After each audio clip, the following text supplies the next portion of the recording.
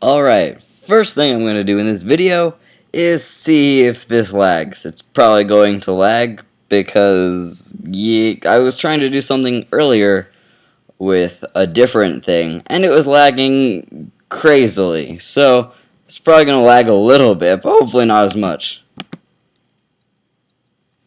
Hey, it's not lagging. Hooray. So what I'm going to be talking about today is going to be JavaScript. So JavaScript, you've probably heard of it. In fact, what I'm doing right now is probably programmed in JavaScript. And if it wasn't, I'd be really surprised. And so it's basically the most popular web programming language. Well, it's technically more commonly called a scripting language, but you can do it basically for a lot of things.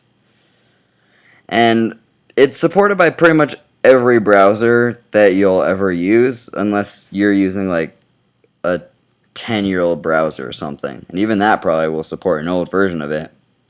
And so it's likely you've heard of it, but in my opinion, it sucks. And so here are some reasons why I think that it sucks from my personal experience. The first thing that kind of drove me away from JavaScript at first are the triple equal signs. So if you've ever done some JavaScript, you know that there are some triple equal signs that are kind of unique to JavaScript.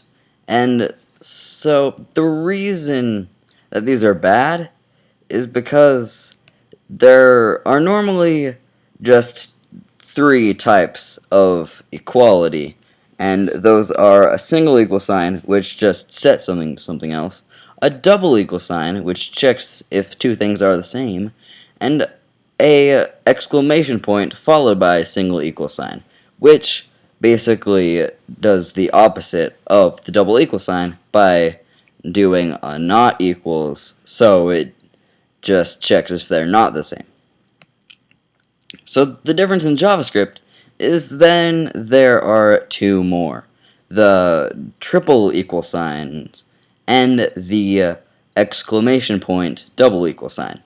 So the difference is the double equal sign doesn't check for type when checking for equality, and the triple equal sign does, which is would be fine if they swapped the two, so it was more natural coming from C or Java or pretty much any other programming language, and made the triple equal signs do some weird things for people who might be managing large amounts of data and want to compare it without checking the type. But it kind of messes up when it doesn't check the type, because then it's always just going to do equalities that don't make sense, like comparing strings to numbers, or null to undefined, odd stuff like that. And it kind of messes up the triple equal signs because it's slower, or it can also do the same with the double equal signs when it's trying to check and convert types, especially with things such as strings and numbers. So the next thing that I dislike about JavaScript is, now in most programming languages there are semicolons to separate commands so that they don't get jumbled up, because they can very well be in one command. And so you separate them with semicolons so that whatever is running the code can know where it slices off the commands. However, in JavaScript, it does use semicolons, but it doesn't make you use them. Instead of throwing an error if you don't include a semicolon, it gives a warning. So you can just have as little semicolons as you want, and it won't give you a single error. And it will just assume where a command ends, which is very unfortunate because it doesn't force good programming habits, which is really the only good parts of things such as Python's indentation. And